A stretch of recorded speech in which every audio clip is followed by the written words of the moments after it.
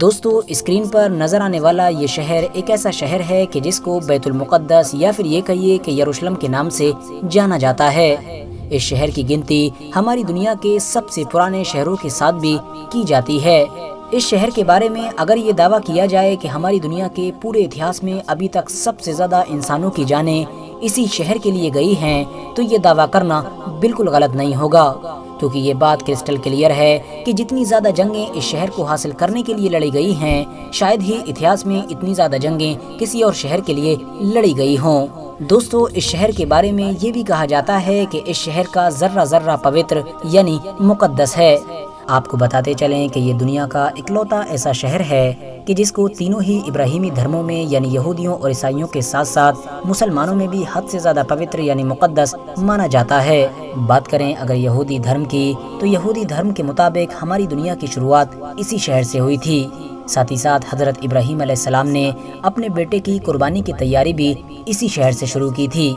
اتنا ہی نہیں، اسی شہر میں ہی وہ دیوار بھی موجود ہے کہ جس کو یہودی دھرم میں سب سے زیادہ پوتر جگہ مانا جاتا ہے۔ یہ وہی دیوار ہے کہ جس کو ویسٹرن وال یا دیوار گریا کے نام سے بھی جانا جاتا ہے۔ آپ کو بتاتے چلیں کہ یہ دیوار اسی ہیکل سلیمانی کا بچا ہوا باقی حصہ ہے کہ جس کو ہزاروں سال پہلے حضرت سلیمان علیہ السلام کی طرف سے بنوایا گیا تھا۔ وہیں دوسری طرف عیسائیوں کا یہ ماننا ہے کہ اسی شہر میں ہی نہ صرف حضرت عیسیٰ علیہ السلام کی پیدائش کی جگہ موجود ہے بلکہ یہی وہ شہر تھا کہ جہاں پر حضرت عیسیٰ علیہ السلام کو سولی پر بھی چڑھایا گیا تھا۔ ساتھ ہی ساتھ عیسائیوں کا سب سے مین کلیسا بھی یہی موجود ہے۔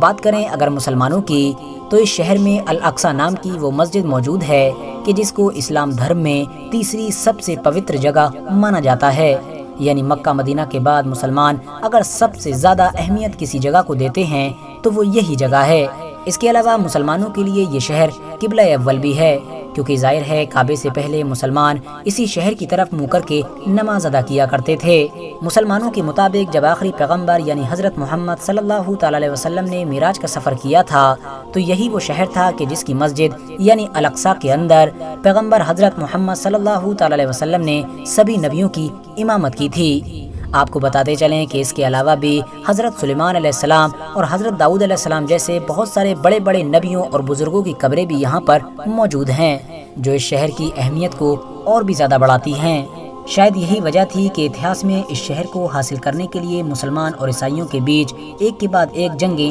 ہوتی رہتی تھیں۔ مسلمانوں اور عیسائیوں کی یہ جنگیں 5، 10، 15 یا 20 سال تک نہیں بلکہ کئی صدیوں تک چلتی رہی تھیں، اور آج کے دور میں بھی اس شہر کو حاصل کرنے کے لیے یہ جنگیں جاری ہیں۔ ہاں وہ بات الگ ہے کہ آج کے دور میں اس شہر کے لیے مسلمانوں سے جنگ کرنے والے عیسائی نہیں بلکہ یہودی لوگ ہیں۔ فی الحال دوستو اب بات کرتے ہیں اس شہر کے اتہاس کے بارے میں کہ آخر اس شہر کی شروعات کیسے ہوئی اور آج کے دور میں یہ شہر جس حالات میں ہے اس حالات میں اس کو کس نے پہنچایا۔ دراصل دوستو ایکسپرٹس کی مانیں تو یہ بات پوری طرح سے کلیئر ہو چکی ہے کہ 8 سے لگ بھگ 7000 سال پہلے بھی اس شہر کے اندر انسانی آبادی ہوا کرتی تھی، جو اس شہر کو اب دنیا کے سب سے پرانے شہروں میں سے ایک شہر بناتی ہے۔ آپ کو بتاتے چلیں کہ ریکارڈڈ ہسٹری کے مطابق اس شہر کو سب سے پہلے حضرت داؤد علیہ السلام کی طرف سے فتح کیا گیا تھا۔ وہی داؤد علیہ السلام کہ جن کو یہودی اور عیسائی دھرم میں ڈیوڈ کے نام سے جانا جاتا ہے۔ داؤد علیہ السلام نے اس شہر کو فتح کرنے کے بعد اس کو اپنی سلطنت کی راجدھانی بنایا تھا۔ حضرت داؤد علیہ السلام نے اس علاقے پر لگ بھگ 33 سال تک راج کیا تھا۔ ان کے بعد ان کی یہ حکومت ان کے بیٹے یعنی حضرت سلیمان علیہ السلام کے پاس چلی گئی تھی۔ وہی سلیمان علیہ السلام کہ جن کو یوروپ میں سولومون کے نام سے بھی جانا جاتا ہے۔ سلیمان علیہ السلام نے ہی اس ہیکل سلیمانی نام کی مشہور بلڈنگ کو بھی بنوایا تھا کہ جس کے اندر تابوت سکینہ کو رکھا گیا تھا۔ تابوت سکینہ ایک ایسا صندوق ہوا کرتا تھا کہ جو حد سے زیادہ خاص ہوا کرتا تھا۔ اس صندوق کے اندر پرانے گزرے ہوئے بہت سارے مشہور نبیوں کے تبرکات ہوا کرتے تھے، جیسا کہ حضرت موسیٰ علیہ السلام کی چھڑی، حضرت ہارون علیہ السلام کا امامہ، حضرت سلیمان علیہ السلام کی انگوٹھی اور اس کے علاوہ بھی بہت ساری چیزیں۔ اگر آپ لوگ ڈیٹیل میں جاننا چاہتے ہیں کہ آخر ہیکل سلیمانی اور یہ تابوت سکینہ کیا تھا تو اس پر ہم آلریڈی ایک ویڈیو بنا چکے ہیں، جس کو آپ لوگ ڈسکرپشن میں دیے گئے لنک کے ذریعے سے دیکھ سکتے ہیں۔ دراصل دوستو حضرت سلیمان علیہ السلام کے چلے جانے کے بعد اس شہر میں بہت سارے اتار چڑھاؤ آتے رہے، مگر دوستو یہودیوں کی سب سے بڑی بربادی اس وقت شروع ہوئی کہ جب 598 عیسیٰ پورو میں یعنی حضرت عیسیٰ علیہ السلام سے بھی لگ بھگ 600 سال پہلے बख्त नसर नाम के बाबुल के एक जालिम बादशाह ने इन लोगों के ऊपर हमला कर दिया। यरूशलेम शहर पर हमला करने वाले बख्त नसर ने न सिर्फ इस शहर को पूरी तरह से बर्बाद कर दिया, बल्कि हजारों यहूदियों को मौत के घाट भी उतार दिया और इससे कहीं ज्यादा यहूदियों को गुलाम बनाकर वो अपने साथ अपने इलाके यानी बाबुल में लेकर चला गया। आपको बताते चलें कि शहर की इस तबाही में हैकल सुलेमानी नाम की वो मशहूर बिल्डिंग भी पूरी तरह से तबाह हो गई थी और इस बिल्डिंग के अंदर मौजूद ताबूत सकीना नाम का वो मुक़द्दस संदूक तो ऐसा गायब हो गया था कि जिसका आज तक कोई भी पता नहीं चल सका है। उसके बाद धीरे धीरे वक्त गुजरता गया और फिर कुछ सालों के बाद ही यानी 539 ईसा पूर्व में ही साइरस दी ग्रेट नाम के एक ईरानी रहमदिल बादशाह ने उस बाबुल पर ही हमला कर दिया कि जिस बाबुल के जालिम बादशाह ने यहूदियों को तबाह बर्बाद कर दिया था।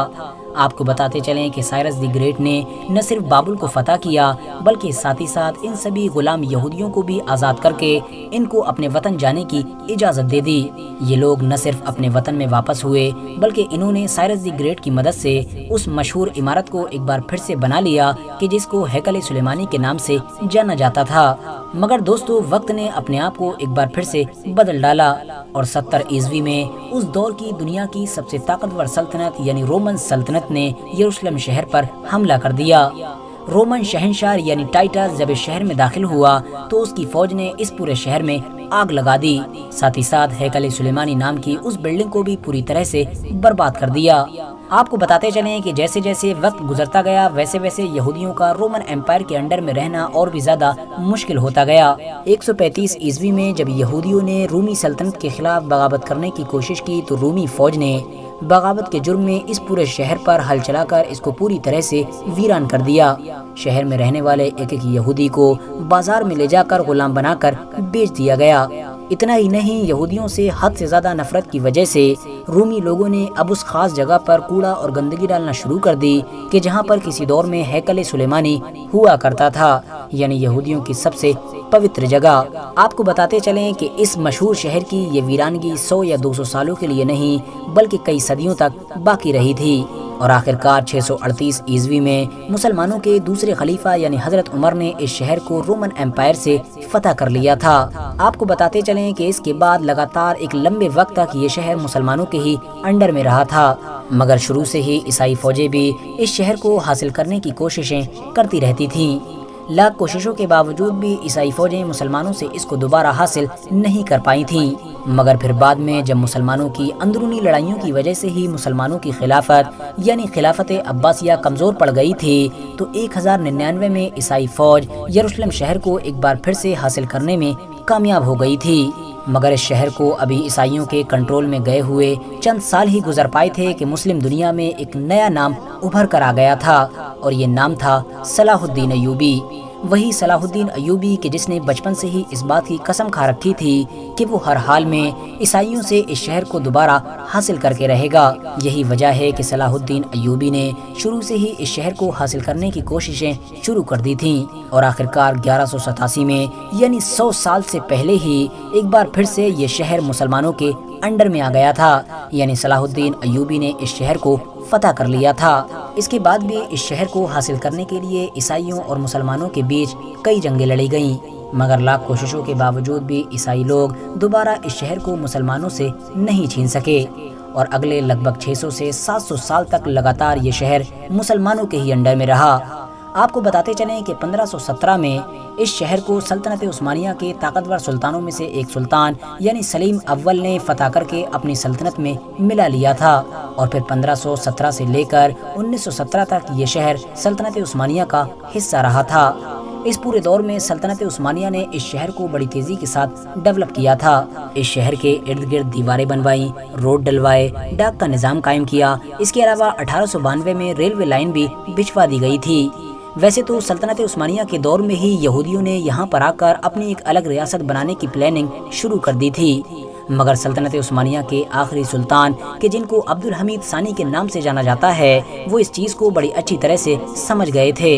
اسی لیے ان کے دور میں یہودی لاکھ کوششوں کے باوجود بھی اپنے مقصد میں کامیاب نہ ہو پائے تھے، اور انہوں نے ان سبھی سازشوں کا بڑی ہوشیاری کے ساتھ مقابلہ کیا تھا۔ مگر دوستو، عبدالحمید ثانی کے بعد سلطنت عثمانیہ حد سے زیادہ کمزور پڑ گئی، اور 1917 میں آخرکار برٹش امپائر نے سلطنت عثمانیہ کے اس حصے پر یعنی فلسطین پر قبضہ کر لیا۔ اس کے بعد لگ بھگ اگلی 3 دہائیوں تک یہ پورا علاقہ برٹش امپائر کے انڈر ہی میں رہا، اور یہی وہ پورا دور تھا کہ جس میں دنیا بھر کے یہودیوں کو الگ الگ علاقوں سے بلا کر فلسطین میں جمع کرنا شروع کر دیا گیا تھا۔ سب سے پہلے 1947 میں یونائٹڈ نیشن کی طرف سے اس بٹوارے کو منظوری دے دی گئی کہ جس کے مطابق آدھا فلسطین یہودیوں کو دیا جانا تھا جبکہ آدھا فلسطینیوں کو، اور اس کے بعد آخرکار 1948 میں اسرائیل دیش کا اعلان بھی کر دیا گیا۔ اس اعلان کے ساتھ ہی نہ صرف فلسطین کے 2 ٹکڑے کر دیے گئے بلکہ ساتھ ہی ساتھ یروشلم شہر کو بھی 2 ٹکڑوں میں بانٹ دیا گیا۔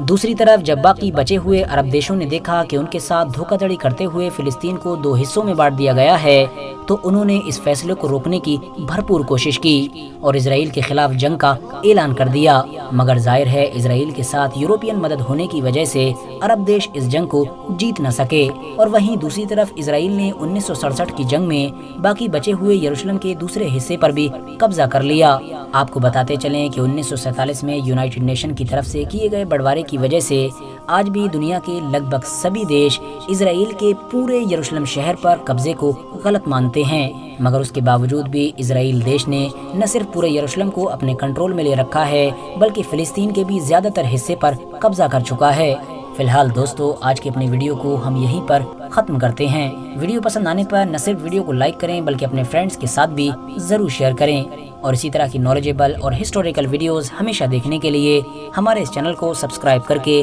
ساتھ ہی میں بیل آئیکن کو بھی پریس کر دیں۔